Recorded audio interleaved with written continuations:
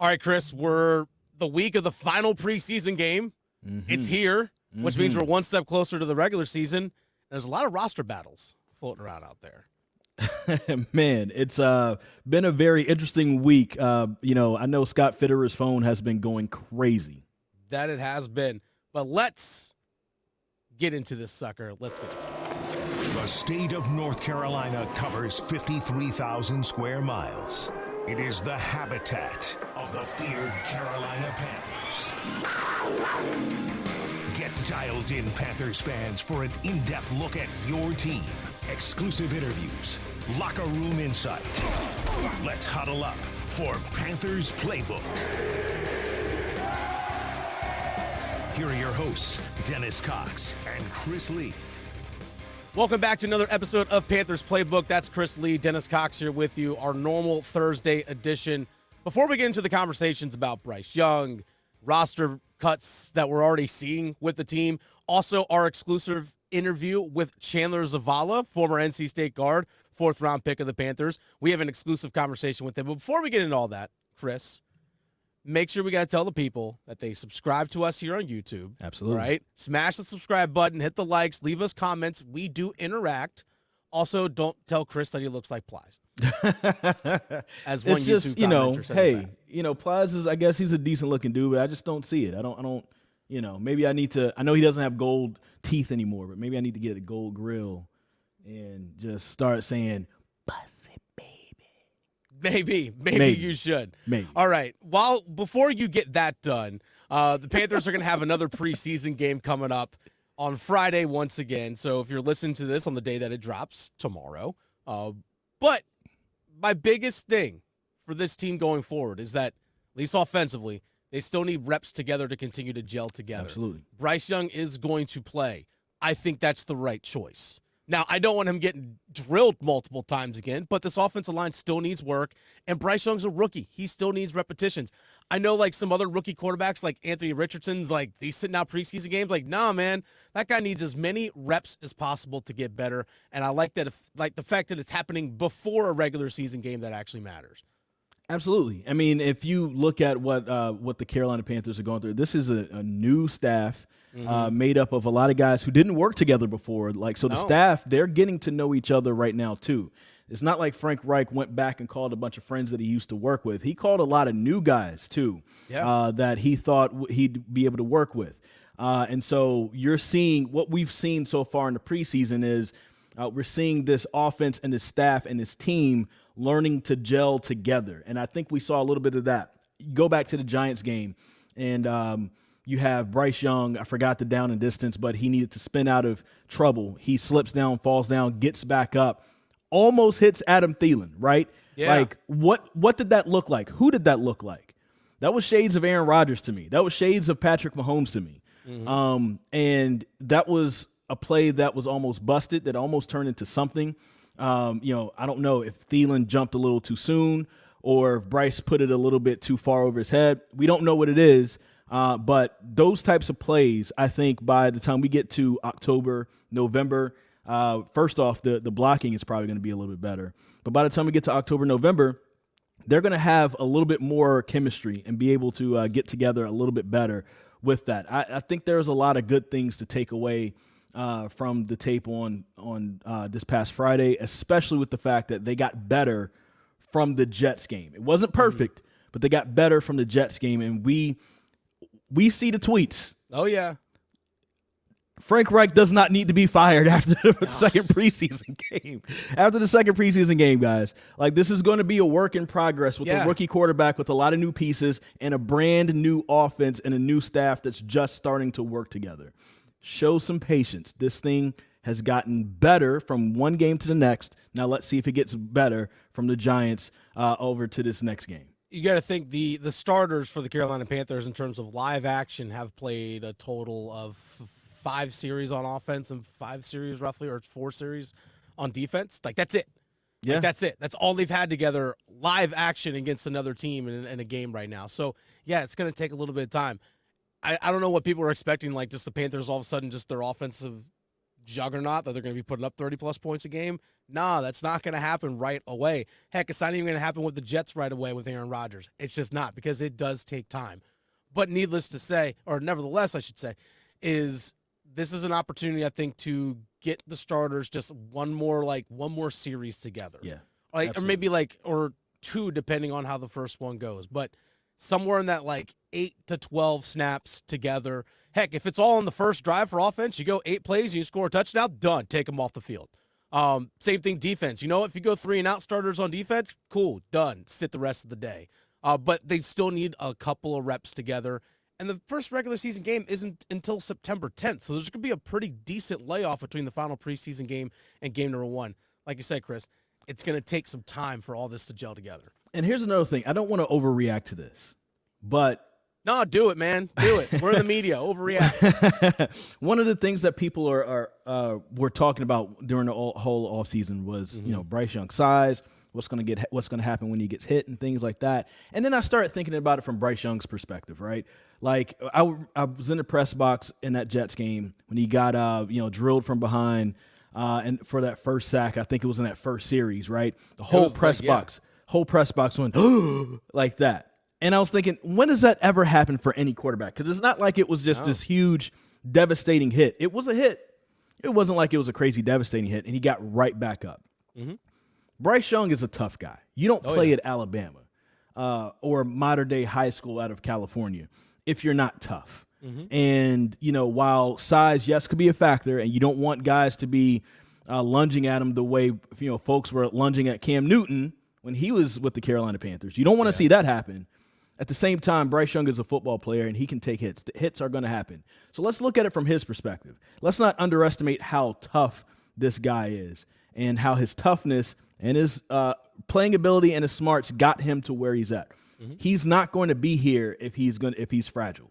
I don't remember him taking long layoffs at Alabama, right? And he played against some of the best defensive lines in college. Yeah. I just wanted to put that out there. So let's not overreact to certain things. Now, offensive line does have to play better. Oh. And I did see improvement from the Jets game to the Giants game. So now let's see improvement to with this Lions game coming up this Friday. Well, there was nothing but improvement. That's the only room they could go. That's the only direction they can go was improving from the Jets game to the Giants game, that offensive line. But there's still a lot of work in progress. All right, let's shift our focus here, Chris. There are a lot of position battles still out there. We did see the signing of cornerback Troy Hill over the weekend, leading up to this week. A veteran defensive back who's 31 years old, who's actually going to be the elder statesman now in terms of age, at least amongst the corners on the roster. But a guy who played for the Rams for a long time, played under Evero, the defensive coordinator in Los Angeles, or with the Rams, I should say. So there's familiarity there. So he's a veteran presence that comes in off the streets, I guess you could say, because he wasn't in camp anywhere. Okay, so there's a move that's being made, but now we're starting to see some guys get cut and a couple surprises out there, even on the defensive line. We're starting to see, I was not expecting some of the moves that they've made so far, Chris. No, so, because to make room for Troy Hill, they waived Marquand McCall, who was, basically penciled in as their starting nose tackle. He was a really good nose tackle coming out of Kentucky. And, Frank Reich said, hey, we did this because we felt like, one, it wasn't a fit, but two, we did it right now because we feel like he can make a 53-man roster elsewhere. Yeah. So they felt like it was good timing. That caught me off guard. And when he was pressed and asked more questions about it from the media, it felt like it was more than just, and I hate to speculate, right? But it felt like it was more than just what he brought on the field. It felt like it was something else that was added to it. Even though Frank Reich said, I do love him personally, he's a great guy. It was very interesting timing to me. And it's also very interesting when he said, we have some young guys that are there that can that we feel like are filling that spot pretty well. Very interesting because, when you look at that line of, Tuttle, McCall, Derek Brown, those were the guys that were kind of penciled in as who was going to be there for the defensive line. Now there's a little questions as who's going to be right there at nose tackle. Who does Frank Reich see as that guy? And you look on the depth chart, at least right now while we're recording this, that spot, the number one spot is blank. we don't know if automatically who's at number 2 is going to slide to 1. So, now there's questions with that. And so we had some answers. We thought everything was kind of set. Now we have more questions. And then now with, adding Troy Hill, I think that was a great signing. But what does that mean for somebody like Stanley Thomas Oliver? Or what does that mean for somebody like Sam Franklin, who may be on the outside looking in now? This makes the secondary better. Yeah. Of course. But also some of those young guys that were there and developing, what does that mean for them? So those are going to be some interesting things to kind of look out for. And you never know with guys that might get released from other teams that, you never know. You might be able to pick up some of these guys even after you cut to 53. There's still moves that could be made. So this is a big weekend against the Lions, Friday night, 8 o'clock, for a lot of guys that are on the fringe of the roster. Not only maybe to just make the 53, but also maybe even make a practice squad too.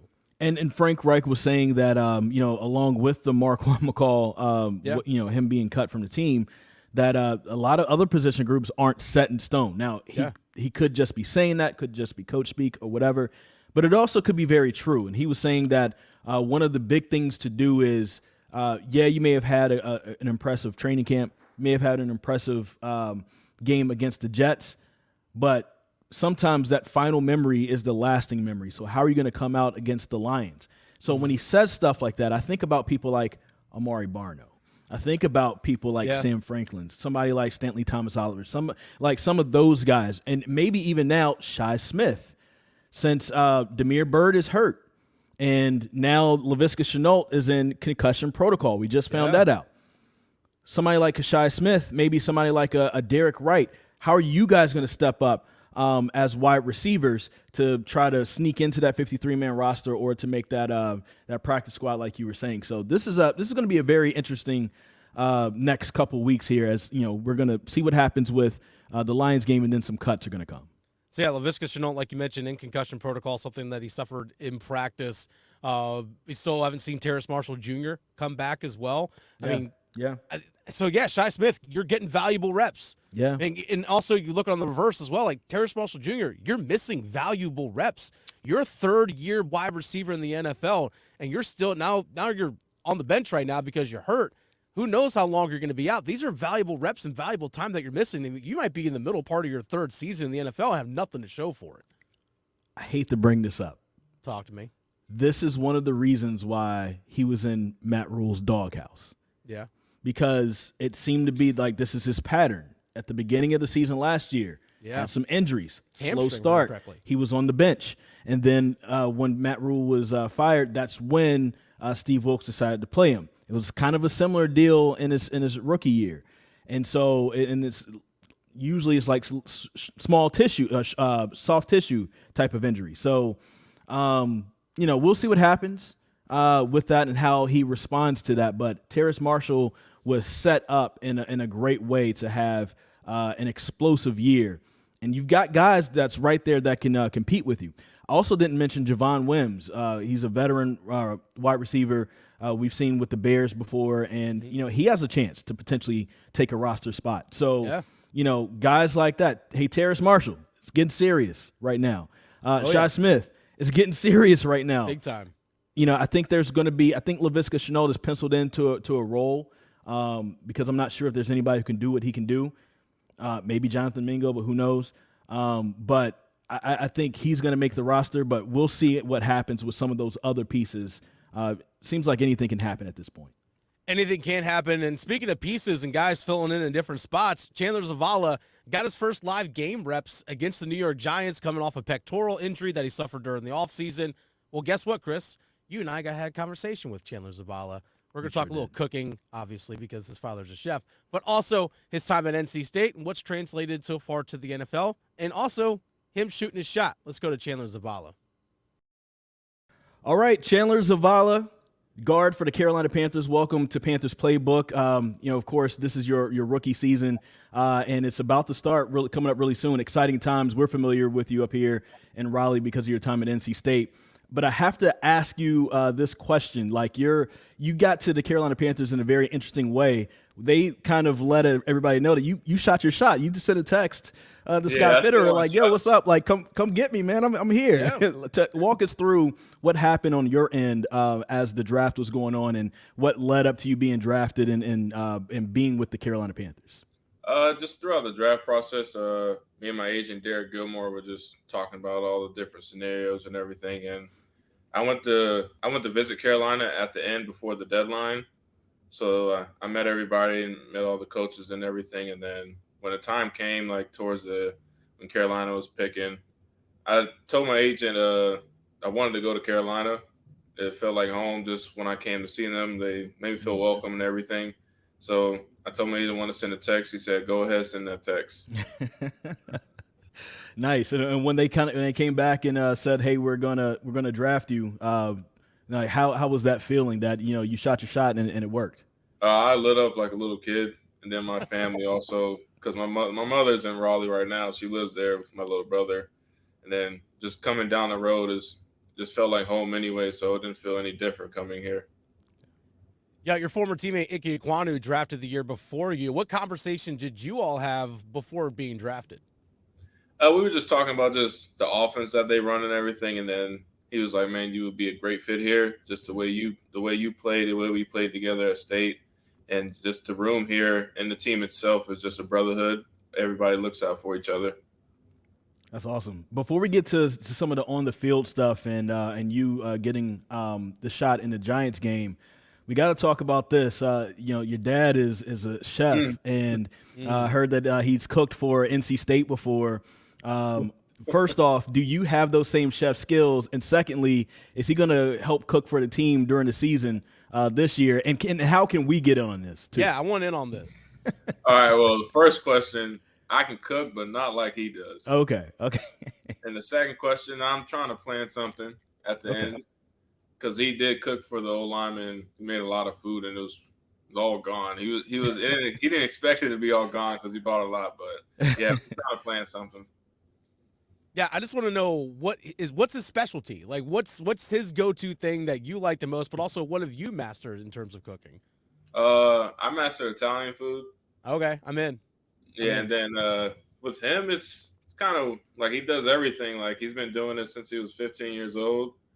So like nothing's like new to him. He does French, American. It's awesome. Anything. So that's what makes him good. I think a nice little cooking show where he's cooking right there on the 50-yard line at Bank of America Stadium would be amazing. So, if you guys need a host or anything, you can call us. All right, let's get into the football aspect. You started off training camp with a little bit of an injury, but outside of that, you were able to play this past Friday against the Giants. Just learning the NFL, learning this playbook, learning how to block on the NFL level. And then dealing with that adversity and then kind of coming into playing in a preseason a game late. How's that adjustment been for you? And what are some of the things that you've learned about yourself and about adjusting to the NFL during this whole process? What I learned about myself is that, and then also I picked up from the coaches, taking a lot of mental reps. So, like, even though, like, you might not be doing something, like you might not be practicing, but when your name is called, you need to be able to do your job and know your assignment. There's no excuse to not be able to do it. And then going out there for my first time, I did okay, but I can do a lot better. How much of a welcome to the NFL moment was it when your first snaps are, there's Dexter Lawrence and Leonard Williams, like all pro guys, like that's your first snaps live against somebody? It was nice. They were like, here we go, Rook, let's go. I mean, it's a baptism by fire almost, really. It was fun though. Yeah, it's interesting though. Like when you put in those situations and you're trying to figure out like what's going on. Well, how would you compare? I mean, it was just a preseason game, but I'm sure like those guys didn't give you preseason reps, right? They were giving you season reps. What do you? What's the difference? Would you say that you've noticed just in that one game versus college? For me, coming from the D2 level and going right to NC State, going from 100 fans to like 67,000 the first game, I pretty much treated the same, just level of competition. It was a big jump, and it didn't faze me. And then also with this in the NFL level, everybody's big and strong, but everybody's also very technical. It's the little things in the NFL that makes people succeed in this level. All right, take us behind the scenes real fast. When you get to the NFL, it's obviously you're not going to class or any of that kind of stuff anymore. What's life like off the field? Now that you don't have to go to class, you don't have to do any of that other stuff that you normally do as a college student. What's that adjustment been like? Just been pretty good. My fiance is here with me, and we have a dog, and then I have time on my own to like watch film. So I don't have any classwork, like you said, graduate and everything. So it's really nice just to watch film all day and just like break it down little by little. When you, I want to go back to some of what you said with the technical aspects of the game, and you have somebody like an Austin Corbett who's there, who has been really good, and he's gotten his big second contract, and he can help teach you certain things, and he's working his way back while you're filling in. But then also you have two guys in Cade Mays and Brady Christensen who are just getting into the NFL recently themselves, and they're learning. What has it been like learning from those guys? Some of the technical aspects that you learning right now for the NFL level. It's been really nice learning from them, and then when we're in Indy and it's not my time to go, I watch Brady a lot just because Corb's not going. But when I have questions on the side in the film or anything, I'll ask Corbett, and he'll break it down little by little, technique and stuff, which I can use and stuff. And it's been very helpful. What's one thing that you feel like you've picked up from him? Well, footwork, not so being so explosive, just slowing it down a little bit. To follow that up, what's the biggest thing you think you need to work on most right now? I think right now is just I need to work on my overall game. I did okay versus the Giants. I need to do a lot better for this team and this organization. When you're grading yourself on certain performances, what do you consider a great job? Like, is there a game that you can point to maybe at NC State where you're like, you know what, I was 100% on that day, and this is what I want to emulate my game after on the NFL level?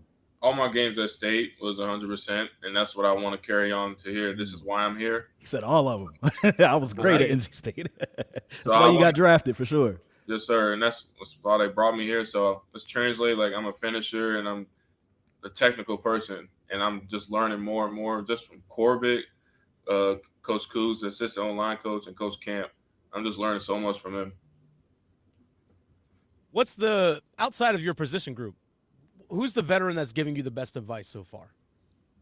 I talked to Shaq, a linebacker, and Derek Brown. Derek Brown's a really good defensive lineman. And I just I've watched him. It's like tendencies and stuff, and then he's a very great player in my opinion. So I just like to watch them, and then I'll go against him in practice and see what I need to do better in that. But maybe something off the field in terms of how to be a professional, how to take care of your body, how to study film, things off the field that rookies don't know coming into the NFL. What's something that they've taught you? Well, I think 24 years old, and then from my past season, I had to figure out a way for my body to recover just for the minor surgery I've had. So I've had my last season at State, I had my routine down top to bottom. So I keep the same routine, and then I've learned how to watch film with Corbs. I know that this is a newer offense, newer pieces, new coaching staff. So things can sometimes take a little time to come together. But you're a part of that newness, right? When you look at Bryce Young there and the weapons that are on the offensive line, and then the weapons that are there as far as DJ Chark, Adam Thielen, Hayden Hurst, yourself, you got Icky, Austin Corbett, Bradley Bozeman, and more that are there. What do you think are the possibilities for this team as you guys are starting to gel together this season? I think we just need to do what we do best and just work together as one and just execution. And like Coach Brown says, TNT takes no talent. So we just need to do what we do best, and that's all. How many wins, though, do you think you guys can get? I mean, the NFC South is up for the taking. Yeah. We just have to do what we do, and we'll see how it rolls out. Well, my final question for you, Chandler, is can we cook for you? Since you're a great cook, I want to know, can I cook for you? My girlfriend loves my cooking. Can I cook for you guys? I don't know. You have to ask them. Okay. All right. Chicken parm on me. Let's go. Chandler, thank you so much. Good luck for you this season. And, of course, there's a lot of former Wolfpack or current Wolfpack fans that are cheering for you as a former Wolfpack player. So thank you so much for your time today, man. Thank you. All right, Chris, I want to cook for the offensive line. Once they cut down to 53, when they're the 8 or 9 of those guys, I want to cook for them. I think it would be admirable of me. I'm sorry, Chris, it won't be vegan. I was going to say, I didn't want to bring that up because, I know that he probably automatically look at me like I'm crazy because he's an offensive lineman and he's probably got to have his slabs of meat so he can slap meat on Sundays during the season. Pause. But yes, yes, he does. Yes, he does. that's what's happening. You got these big guys crashing into each other. Meat versus meat, Okay. All right. That's going to wrap things up for this episode of Panthers Playbook. Chris and I will have another episode for you all Saturday morning, the morning after the final preseason game against the Lions. Again, that game is at 8 o'clock. Gross. Why? But it's at 8 o'clock on Friday night at Bank of America Stadium against the Detroit Lions. You can watch that game, I believe, on Fox 50, Chris. Yes, or WRL. Or WRAL. It's gonna be over the air here in the Raleigh area. Yeah. You can also listen on 99.9 The Fan as well. But also make sure, again, you subscribe to us here on 99.9 The Fan's YouTube page. Hit the likes, leave the comments. You can follow us on your favorite podcast platform, Apple, Spotify, you name it. We are there. Follow us, Panthers Playbook, so you don't miss any episode that we drop. Until next time.